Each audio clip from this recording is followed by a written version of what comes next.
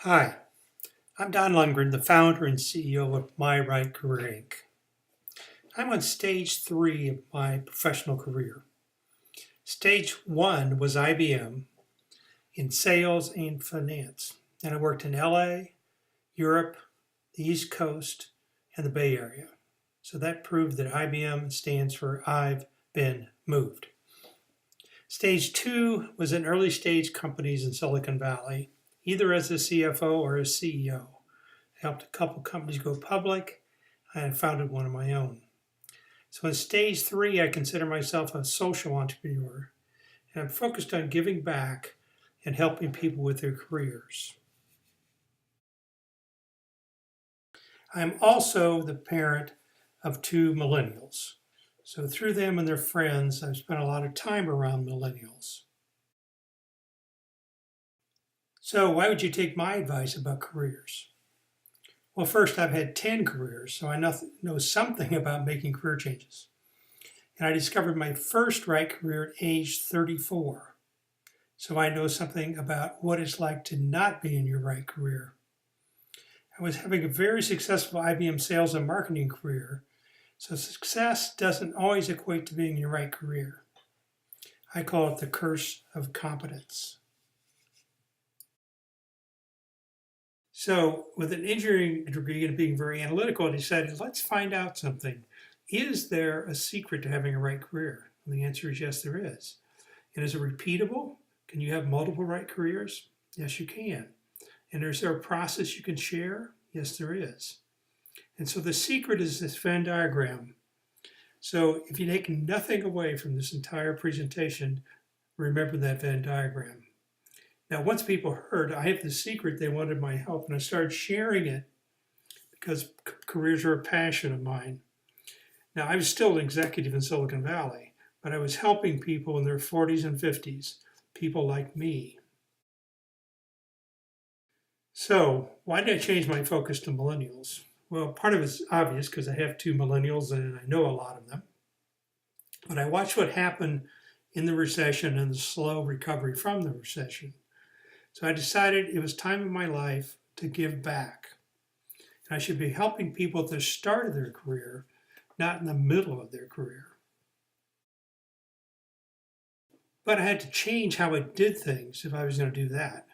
So I usually did things in a workshop basis, small number of people and somewhat personal.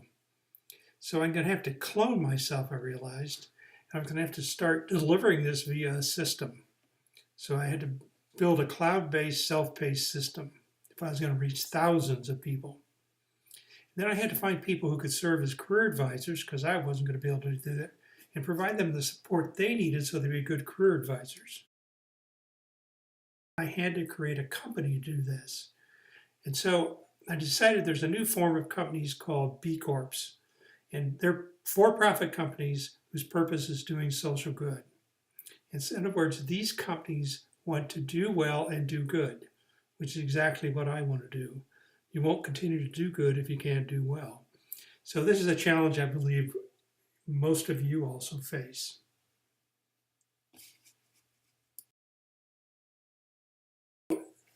This entire presentation is going to be based around these 3 circles.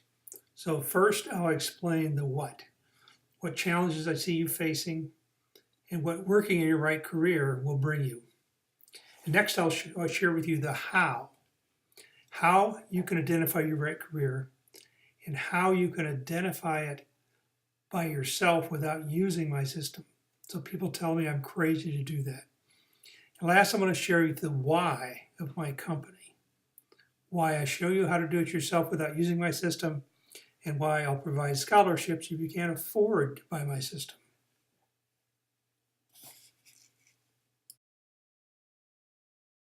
So I assume you're watching this presentation because you have significant problems around your career. And you probably resonate with any or all of these items on this page. Because you're here because you're unhappy with your career. In my research, millennials have 3 major challenges. Number 1 is you want to do both good and do well. One way to do good is to work for a nonprofit. Another way to do good would be to work for a B Corp. I discussed that before because I'm a B Corp. Another way to do good is to work for a socially responsible company. So Unilever is an example of that, and I'll talk about them later. So part of doing well could be for you having the lifestyle you want. Maybe it's living in San Francisco, living in a nice apartment, being in a career that's right for you, and one that has enough income to support all of that. For you could also be having friends, having a really great community, and having a family. The number 2 challenge for millennials is aligning with your values, not only for buying for companies, but working for companies. So I ran across a study called the Millennial Mindset, and in it they found 6 elements, and 3 of them related to values. One's about your social circle, one's about brands you can trust, companies you can trust, one's about brands and companies that are purposeful. Now the center of this circle, these 3 circles I showed you, is your company's why. So Simon Sinek put this together, and what he says is most people know what their company does, and most of them know how they do it, but very few know why they do it. So it's on this why level that you're going to find whether there's an alignment or not between your values and the company's values. Unilever, they get 1.8 million people applying to work there, with the majority being millennials. Now they make soap and antiperspirants and mayonnaise, so that's not very sexy. They're not Apple. And the CEO believes that 60% apply because of the alignment with what they call their sustainable living plan. And he finds that the majority want to make a difference, but one they can make by working through a company rather than on their own. So the third challenge I think millennials have from my research is the challenge of having all this rapid job change. So on average, you change job once every 2 years. So by the age 30, getting out of college at 22, you could be on your 5th job having made 4 job changes. Now, if those job changes are just a random walk, you really won't have gotten anywhere at the end. But changing jobs frequently is not bad.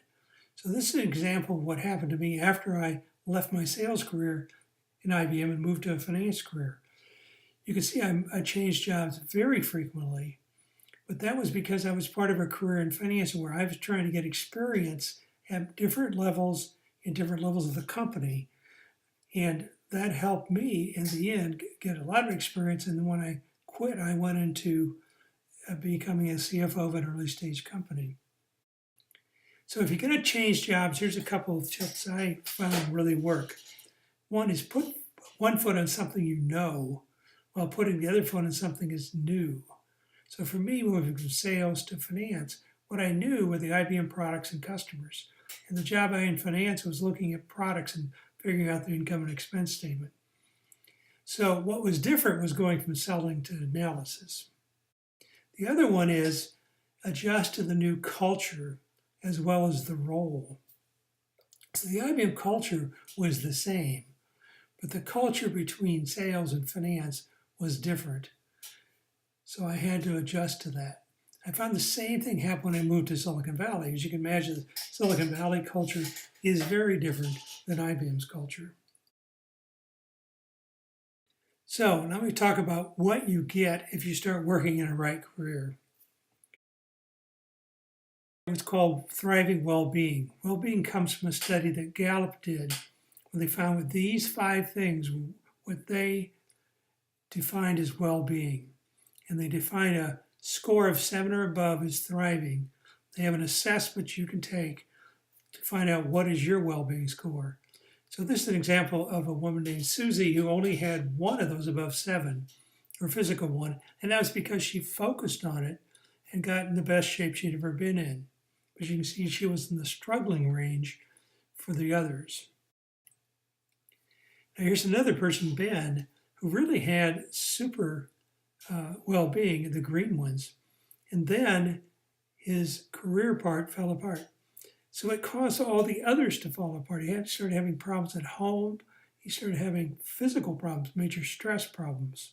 So what Gallup says is if you don't have the opportunity to regularly do something that you really enjoy, the odds of having high well-being in the others diminish rapidly. So how do you get career? You get career well-being by being in a right career. So I said I had been a very successful salesman at IBM. But at age 34, I was working in Paris and I was just finishing a 3-year assignment. My boss said, don't go back into sales. It's not right for you. Instead, become this product financial analyst I talked about. And within the first months in that new career, I was so excited to go in the office every day. The job was not hard. It didn't even feel like work because you used my natural skills and strengths. And I so loved it, I would lose track of time. My wife thought I was having an affair. Later, she said you were. It wasn't with a woman, it was with your new career. So now I'm going to tell you how to do this yourself. I'm going to use how we do it, but you can do all this yourself. This is not a rocket science. Now, I told you, a lot of people think I'm crazy to tell you this, but I believe that you'll find that the system we have is easy to use, it's reasonably priced, so you may decide that you don't want to do it yourself, but I want to share with you how to do it. That is getting a team.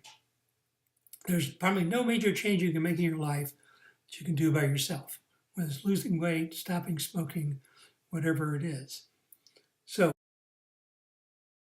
and the team, I suggest, is composed of 3 people: a career advisor, a 3-member career advisory board, and informational interviewers. One is your career advisor, because they're going to be with you at the end of each lesson. You're going to see there's going to be 9 lessons. And you can have them in 3 flavors. You can hire a professional coach. That'll cost you a lot of money, maybe $150 per lesson. You can find an encore mentor. Encore is someone over 50 who has a lot of experience, maybe a baby boomer or maybe a Gen X, and they'll give you a huge amount of value. Or you can find somebody who's a friend or a peer, and you can even do it in a buddy approach where 2 of you work together. Maybe these 2 football players are like, I need to get out of this. Let's work together to find what to do next. And then put together a career advisory board. So 3 people, you can have 2 or 4, and they're your windows on the world. These are people who have had experience in a general area you're interested in, whether it's finance, fashion, or high tech. You only meet with them twice, once in the middle and once at the end. They also have a big network.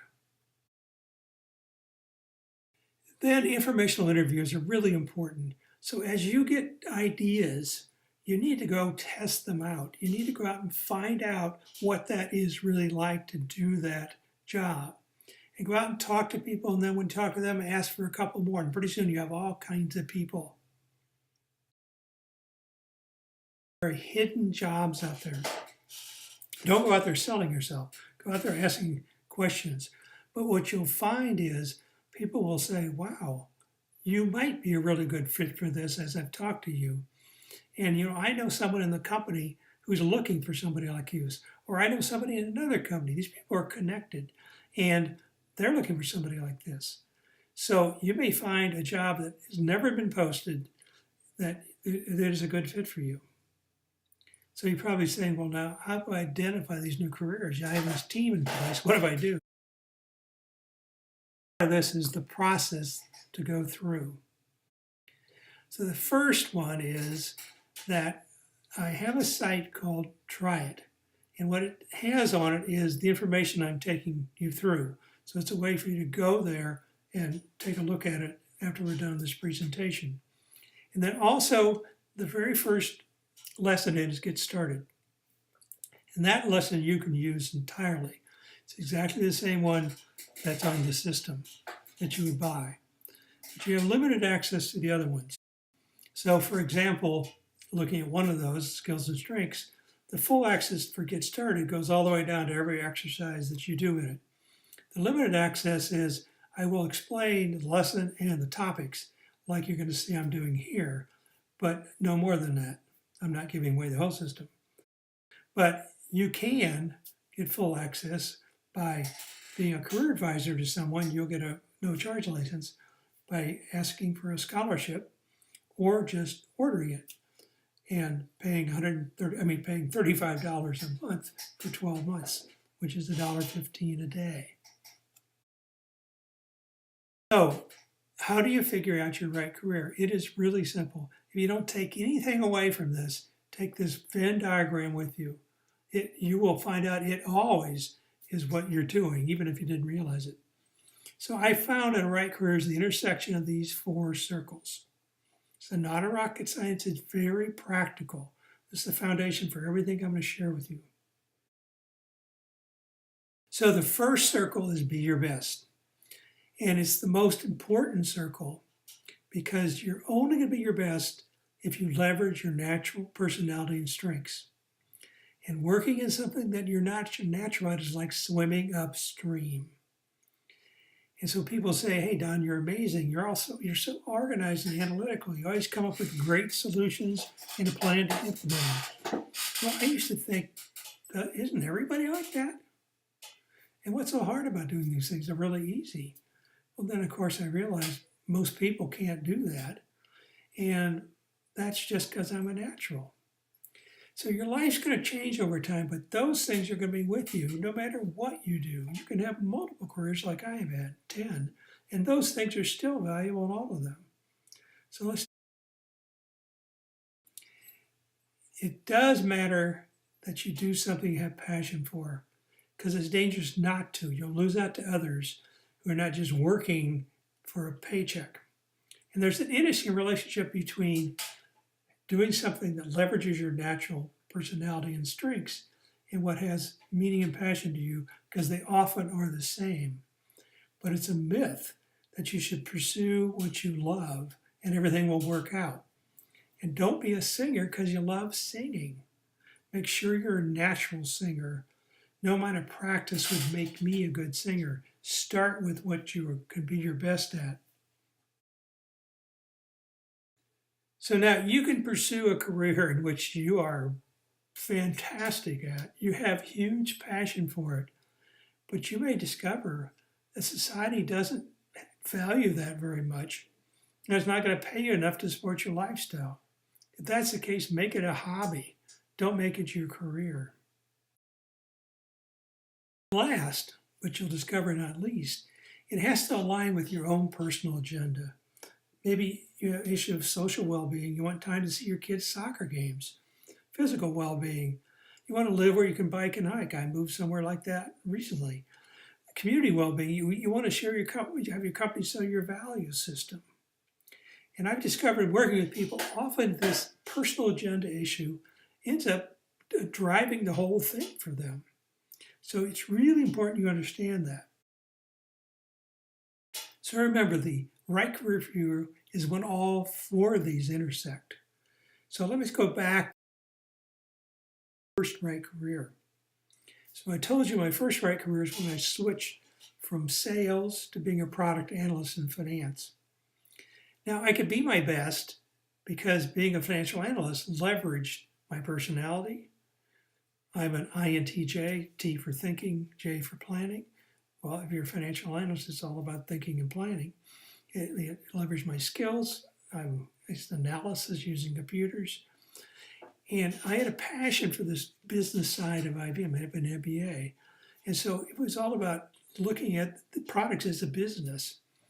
It paid well. That wasn't really a big issue. And my personal agenda is I was able to move back from Paris, I had to, and move back into the East Coast where the IBM's run. So that was really important for me. And it was actually moving back from Europe itself to go to the East Coast is more like Europe than moving back to California.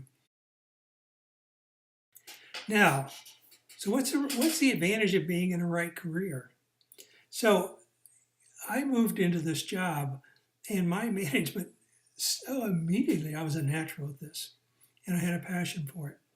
So in 6 months, they switched me from being an analyst on product A to being an analyst on product B because the manager switched me to another manager and said, all right, this second product is going to be announced, which is the highest visibility you can be on. And then that manager, after 6 months, said, you need to move out of the European business and be in the mainline group business because that's where all the people who become managers are, and that's where all the visibility is. So 1 year in there, they made me a division pricing manager. So I was promoted more times in that 2 years than I'd been in 8 years in finance, in sales, because I was a natural at this stuff. And I wasn't a natural at this stuff in sales. I knew that. But I did really well at it just because I can swim upstream. But that isn't that pleasant. Now, isn't that what you'd like your career to be like? That you can move that rapidly, but it isn't that hard? Now, how do you figure this out? Okay.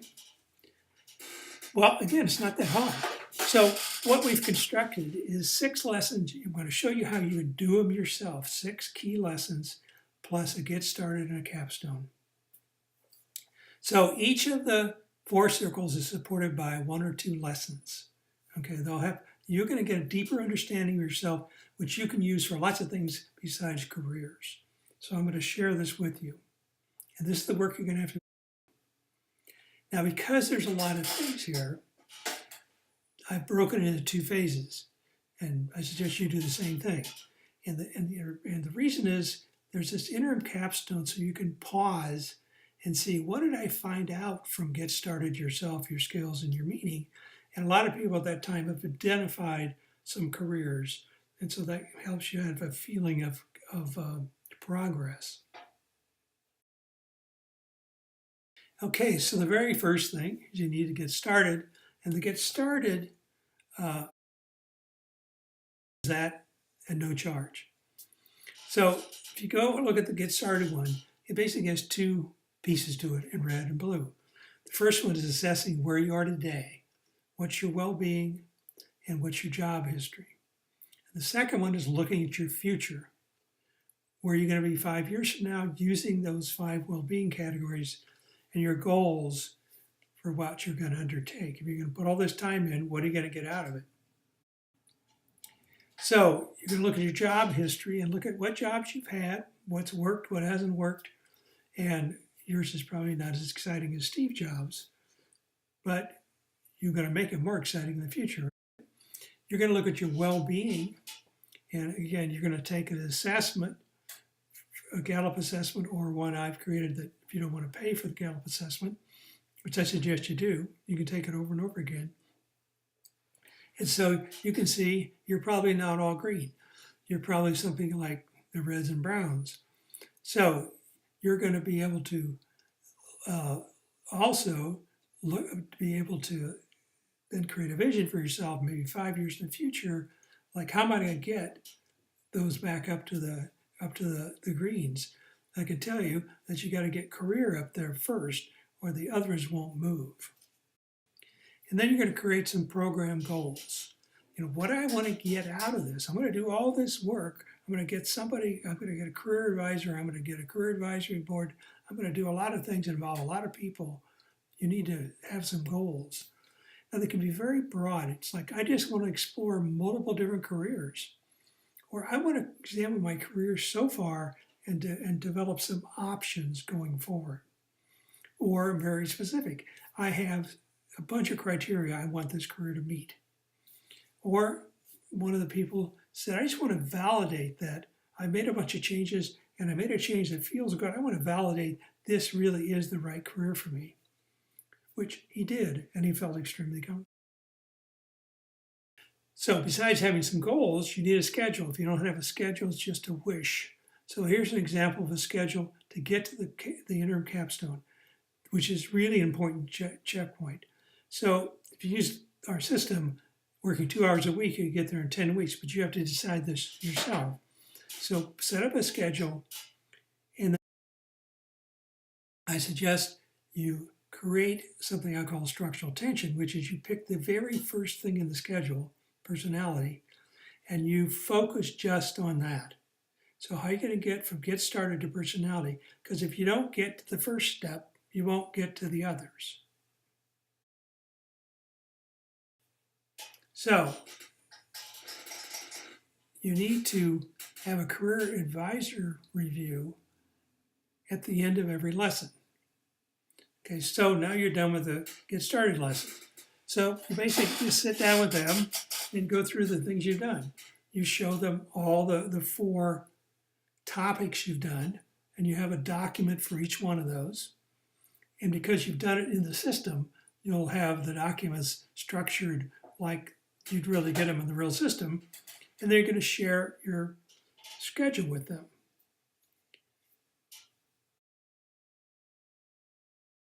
Now we're going to get into the meat of this. So I talked about the 6 insight lessons. Well, each of them has topics. It turns out there's 3 topics in each one. The topics are the things you do your work on. And so, for example, in the first one, it has personality interests and then an intersection of interest and personality. So all these, as you share them with your career advisor, you're going to get more and more insights, and you're going to get more and more possible careers. Okay, so I'm going to go through each one of these lessons and the topics to share how you can do these yourself. And you can also go to the do-it-yourself side.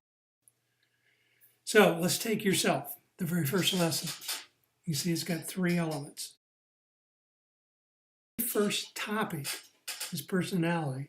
So there it has a third-party assessment called Myers-Briggs. So you go out and you pay for the Myers-Briggs assessment. So what you really do is take the combined Myers-Briggs and strong interest inventory assessment, because it also gives you a third report, which is the intersection of those 2. But all you're going to look at here is the Myers-Briggs. If you've never done your personality, this will be quite an eye-opening experience. So I happen to be an INTJ. So there's 4 elements of this. And so you can be an introvert or an extrovert. So I'm an introvert. I rebuild my engine by doing more quiet things. Although I learned over time by being a salesman and a bunch of other roles how to act like an extrovert. So an intuitive, I can think very broadly. Sometimes I don't think very good about practical things, but I can think very broadly. And I'm definitely a thinker. I make decisions by thinking, not by feeling. Not that I don't have feelings, and I am a planner. I hate the word judger, but I'm a planner, and I want an end result. Perceivers are the people who I don't want an end result. I just want to keep everything really fluid. So when you understand that, you can really understand who you are, and that probably is one of the main drivers of the kind of job you should have. And you'll be able to see jobs that make sense for that personality type. So you start seeing about these. I said, people say you're so organized and analytical. Well, that's what people who are INTJs are. It's not like it's hard for us. In fact, what's hard is overdoing it. So that's just what comes with the territory. We'll see careers that fit for that. So it makes sense for things like engineering, finance, and law. So guess what? I went to engineering school and became an electrical engineer. So you probably know some INTJs, and maybe you are one. So now you'll have another career advisory meeting. And all you're doing is sharing what you've learned. You're going to share, here's my personality, and here's the careers I've found for those, and here's some I like. And you'll share the schedule. And you're like, hey, I'm right on the schedule. I got done with personality right when I thought I would. That is interests. And the strong interest inventory, one of the main things in it is it gives you this thing called your general occupational themes. There's 6 of them. And then basically they have you look at the top 2, the dominant 2. So mine are conventional, a organizer in areas like finance, and enterprising, somebody who's around leadership and entrepreneurial. Now, since I have an engineering degree, you'd think I'd be in the one at the top called the Thinkers Investigative, but that happens to be a bottom one. And you'll see how that makes sense as we go forward. The last thing is they take these two together and give you a third report where they intersect your personality and your interests. So this shows why I decided not to work as an engineer. I got an engineering degree, and at the end of it, I decided I don't want to do this. I don't have a passion for it, and I'm not interested in it. And I went and got an MBA. So you can see my personality is suited for it, but my interests weren't there. So I happened to start in sales, which wasn't perfect for me, and switched to finance, which was. And so my finance roles matched my conventional interests. And then when I left IBM to be an early stage CFO, that matched my enterprising interests. So you can see how your career develops based on your personality and your interests. So again, you're going to review this with your career advisor. So you'll review what are your interests and what's the intersection of your interests and your personality, and where are you in your schedule. So the second lesson, you're going to talk about skills and strengths and you're going to explore. So the first, and there turns out there's a system called ONET that has every occupation there is, and it has an ability to pick out from 35 skills, which are the ones you have that I suggest you look at the ones that you enjoy using and you think you're really good at. Some people select all 35, but that doesn't make any sense. And then ONET will give you a list of occupations that match those skills. The second one I found really fascinating is this issue of strengths. And so there's two myths about strengths. So one is, as you grow, you'll change. Well, the truth is, as you grow, you become more and more who you already are. You're born with a set of natural strengths. And so Gallup helps you develop the 5 out of potential 34.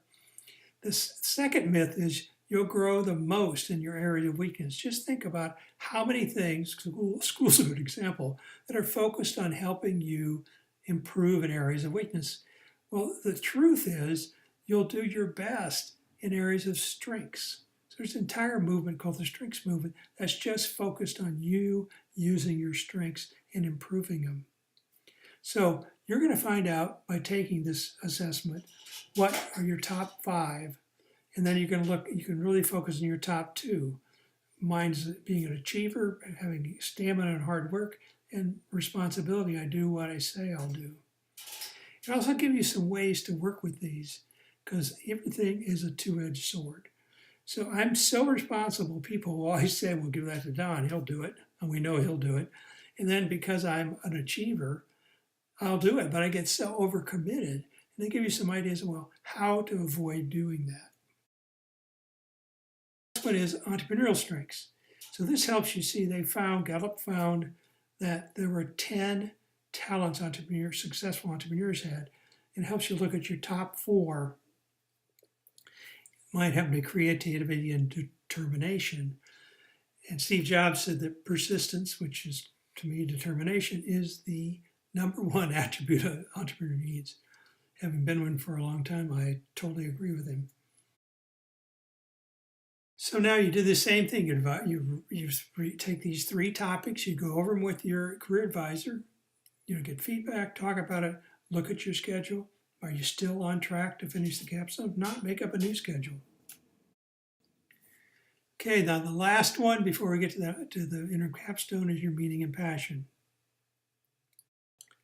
So one way to look at your passion is to look at your major accomplishments. So pick ones you're really proud of, even if you didn't enjoy doing them. And said, look at those accomplishments and you'll start to see 2 things. There's a common thread of things for which you have a passion. And there's also areas in which you have little or no passion. Now, you're going to have the rest of your life things that you're going to have to do which you don't have any passion for, but you're really good at. Look at your resume, you have one there. And you really want your life to be full of things which you have a passion for and you're good at. So figure out what they are. You can start seeing that in your accomplishments. And then there's an interesting exercise to look at what drives you. So 2 recruiters looked at hundreds of people over 50 and asked them, what has driven you besides money? And they narrowed down to 35. And so pick out 3, 5, 10. And for example, this is what one of the people going through the program did. They said creativity is one of them, to be creative and have novel ideas. Another one is to be current, to be on the cutting edge, be the one who does things first. Another one is mentoring, to take others under your wing and help them. The last one is prompts. Now, prompts are really interesting. They're all over the place. You can find them on the web. Just look around, you'll see them all the time. So, an example is, what did you enjoy doing when you were 10? That can maybe tell you a lot about what you should do next. What would you try if you could not fail? Looking back on your career 20 or 30 years from now, what do you want to say you've accomplished? There's lots of prompts that'll help you really see what is important to you and what has meaning and passion. Again, you review this with your career advisor and you get feedback from them. So now we're at the interim capstone. So you need to pause. You've actually completed about 75% of the program. So now you can reflect on what you discovered and what do you want to accomplish in phase 2. So the first thing is look to see what careers you've already identified, because you've done the 4 boxes I've highlighted. You've done get started, you've looked at yourself, you looked at your sales and drinks, and you looked at your meaning and passion. Out of that, most people identify 1 or 2 possible careers. Then look at the phase 2 topics, the boxes I've highlighted, and see out of your past, your future, and your economics, what is it you want to do? So in this example, this person decided in your past, I want to do an autobiography and stories. I don't need to do job and career decisions because I did them back and get started. And then in their future, they want to work backwards to create a plan because they're willing to work with the future they already defined and get started. And then economics, they're just interested in creating a budget for the job they're trying to get right now. Now, this is the first time you're going to meet with your career advisory board. So if you've chosen them wisely, they're windows on the world and they have a network. So share the ideas you have and what you plan to accomplish for the rest of the way. You might just think of them as informational interviews. There's so many different ways to use them. Now you should start planning a way to use this concept of informational interviews. If you haven't already, you can start using them long ago. But if this is the first time you feel like you've identified careers well enough that you want to start taking that out to other people, do. Just like I said, go out and talk to people and to see, I want to be in public relations. Well, go start talking to people who are in public relations and see what they say about your idea. And ask them for somebody else to talk to. They all know somebody else, and keep doing that. Out of that, you may find a hidden job already. Now, I'm going to go through the rest of these quickly because you can go look at them on the test drive system if you want to know more. So your past, there's 3 things you can look at. You can do an autobiography. So it's just bullets. Don't write a book. You can do that other time. It's doing 1-page stories. Pick your accomplishments you think are worthwhile and write a 1-page story. You get a lot more from that than just writing a accomplishment down. I found it and it was the editor of the school newspaper. That story told me a lot that just saying I was the founder and editor did. Looking at your jobs and careers, you know a lot more now, and you'll learn a lot more by looking at it than you did when you didn't get started. Then you want to look at your future. And there are 3 elements in it. The first one you did look at and get started, but now you have an idea of your right career. So you may want to revise this. Plus you've learned a lot about yourself. you certainly, I think, want to work backwards. So if you figured out what your vision is, and here you are today, so work backwards to see what things have to be done to get there. Then do the same thing we talked about in your schedule you built. Figure out what's that first step that you have to take. And then comes one that's tough, right? So, as I said before, if you're doing something that leverages everything that's natural to you and it has huge meaning and passion, but society doesn't value it, then make it be your hobby. But I have a way for you to figure this out by using those three budgets that are at the top.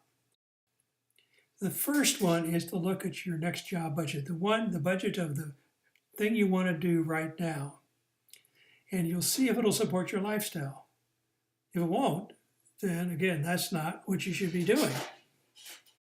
But if it does, then take a look at your future age budget.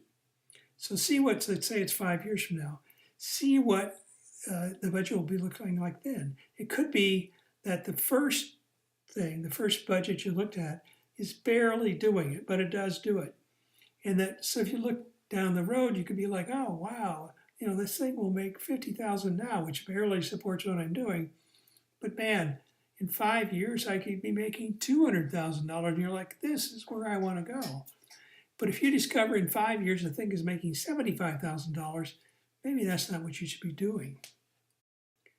Last, create a contingency budget. And that is, I've identified what I want to do. My first budget really solves, my first job really solves. But what if you can't find that job? So what's going to happen? Are you going to run out of money? Most people don't have much money. So figure out what is the contingency. And you can look at it, start with expenses and estimate what's the minimum expenses I can live on, then calculate what the after-tax income, or start with income and figure out what is the after-tax income I can earn, and then how much expenses will that support. Get to the final thing, your capstone. So this is where you're going to pull it all together. Identify what is your right career. And your right career, for example, is the intersection of those four circles. So an example, Casey chose being in public relations in the fashion industry. And so that was because it leveraged her ENFJ personality. She's an extrovert. She makes decisions via feeling, and she's a planner. And it's in her strengths domain. She's a relationship builder. She has empathy, and she develops people really well. So she could easily be the director she wants to be. And she has passion for it. She's had a lifelong passion for clothes. And economics, she thinks it'll grow into a really well-paying job. And personal agenda, she wants to live in San Francisco and she likes to buy clothes. It works out well for her. So and I suggest you develop an elevator version of this. Her elevator version is, I want to be the director of marketing and public relations in charge of managing different consignment vintage stores in major cities. Now she can say that in about a minute on the elevator, and someone might ask her something else or that was just interesting to communicate. So then she needs to create a sales story. Well, the sales story is just a mirror image of why you chose it. Employers want people who are a natural and who have passion for what this business does. So when she talks to them, she can say, well, this leverages my personality, explain what her personality is. It's in my strengths domain, and explain what that is, and how it matches my lifelong passion for clothes. Now, she doesn't have to say anything about economics or her personal agenda, but she has lots of information from looking at her past that can be used for a resume. And she has lots of information looking at her future. For example, she can answer the question, where do you see yourself in 5 years? Then I suggest you still should validate that that's really the right thing for her. As an example, she could validate whether she really should be in vintage clothing. That's a wrong thing to do by going and talking to a bunch of people in that industry. Even if you know you're 100% sure it says, go out and do validation because in some ways it's looking for a job. But don't go out there and make it look like you're looking for a job. You got your sales story, you have everything to do that, but go out there and do informational interviews like you did early on. But you may end up finding a job that way. So the last of the 4 things you need to do is create a follow-on plan. So what are you going to do after you discovered your right career? You know you want to be a director in marketing and public relations. What are you going to do? Well, most likely it's execution. In other words, how do I go find a job? I said you should build in that follow-on plan how to leverage the capital you've built up with your career advisor and the members of your career advisory board, and maybe the relationships you built with some of the people you met via informational interviews. Now that you're done with your capstone, it's time to review with your career advisor again. So share your definition of your right career and your sales story. Get their feedback on both of them. Most likely you've been working toward this all along. Share your follow-on plan includes how you're going to validate. Talk to them about what to share with the career advisory board, and then how should you get the career advisory board to be part of your execution plan. Also talk to them about having them be part of your execution plan. And then go to the career advisory board. This is the second and last time you'll meet with them. Again, share with them your right career and your sales story. Ask for their feedback. They're your windows in the world. They'll tell you, well, I think this doesn't make a lot of sense. Or they'll be like, wow, this seems like a great fit. I know some people in this area. And again, ask them whether, you're talking to them one at a time, ask them whether they meet with you again as you're going through this execution phase. Try to make them part of your advisory board going forward. So I've shown you how you can do it yourself.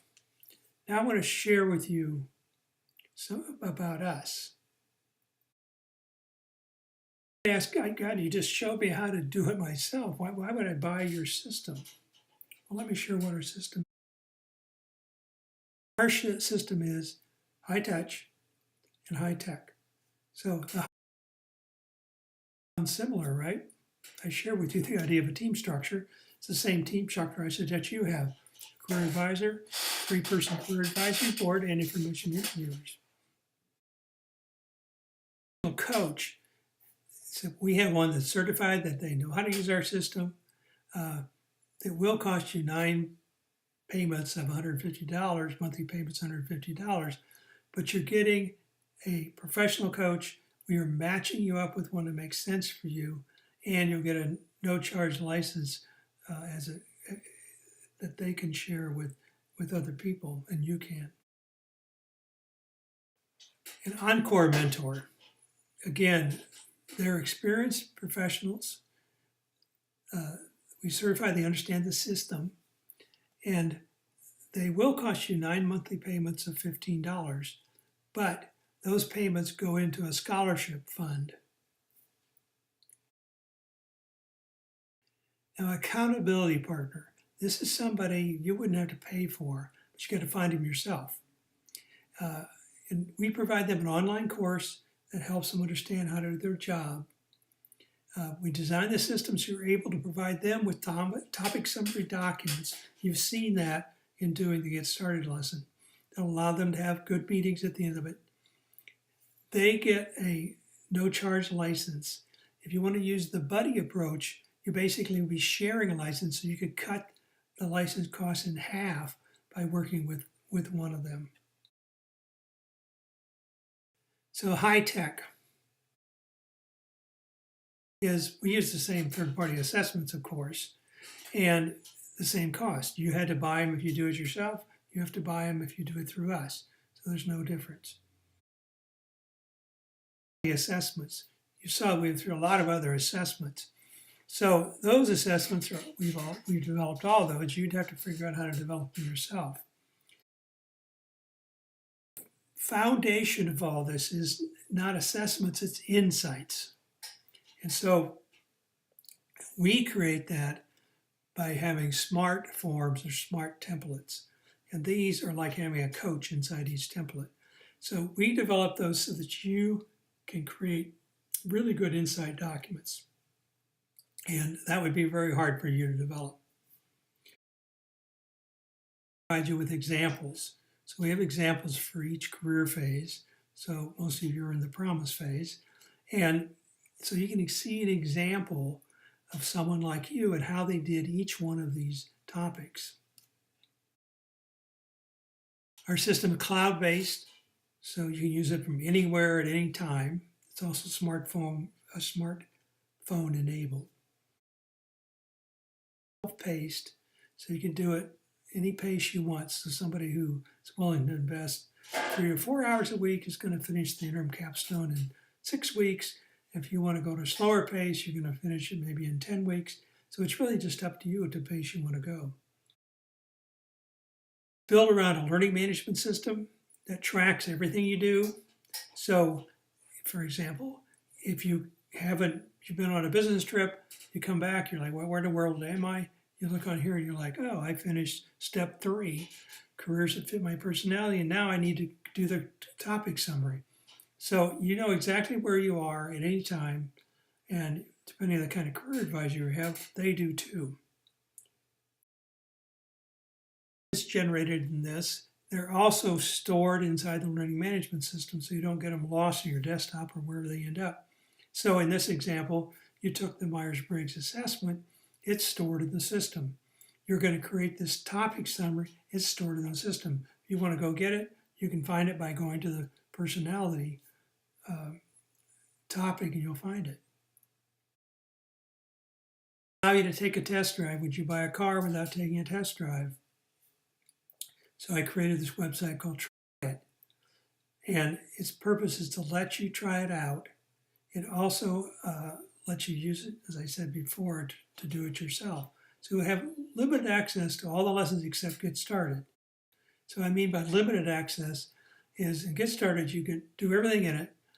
In limited access, if I pick skills and strengths, you're going to get a definition of the topics with enough information to do it yourself, just like I've given you here. The way you can get full access is if you're a career advisor, you get a no-charge license. You can ask for a scholarship, or you can order it, and you pay 12 monthly payments of $35, and that's $1.15 a day. Now I want to share our why. As a millennial does, we want to both do well and do good. We want to do well, which is make a profit, so we can remain in business and do good. So we do good by enabling you to do it yourself if you want to, providing no-charge license to your career advisor, and enabling people to get a scholarship if you can't afford to pay for it. The reason we're doing this is we want to make the world a better place by helping individuals identify and work in the right career. Because somebody who works in the right career is like a drop in a pond. They cause ripples going out. And because people who see them doing that start to see how life is different. I described what happened to me. People see people who are working that way. They're very obvious. They love what they're doing and they're really good at it. And people start saying, I want to do that too. So you affect everybody you touch, your friends, family, peers, your community, organizations you work in. So if it helps an individual do this and make it a better place, then why wouldn't it help thousands? And so we are starting this right career revolution to make that happen. So our part is providing you with a license in any other way. You do it yourself. We give you a new charge license to your career advisor. We offer a scholarship. We sell it at a reasonable price. Your part's using the system and becoming a revolutionary by spreading the word. The challenge is, how can we do well and do good at the same time? Obviously, we can give away a bunch of these things and still do well. If we end up giving away too much, we'll end up not doing well and be unprofitable. So there's 3 things you can do next. One is you can test drive the system. I said I cloned it into one I call Try It. You can use the first lesson called Get Started at no charge, and you can even never buy anything. You're going to get real value out of that lesson. And you can browse the other 8 to see what the second thing you do is do it yourself. There's enough information, as I said, on the Try It site and in this presentation to do it yourself. The third thing you can do, which is the one I hope you select, is use our system. So you get full access to all the lessons in 2 ways. You buy it or you earn a scholarship. And both of those are on the order page on the website. So thanks for listening to this. I hope I gave you enough information to understand how to identify your right career and encourage you to use our system by either buying it or applying for a scholarship.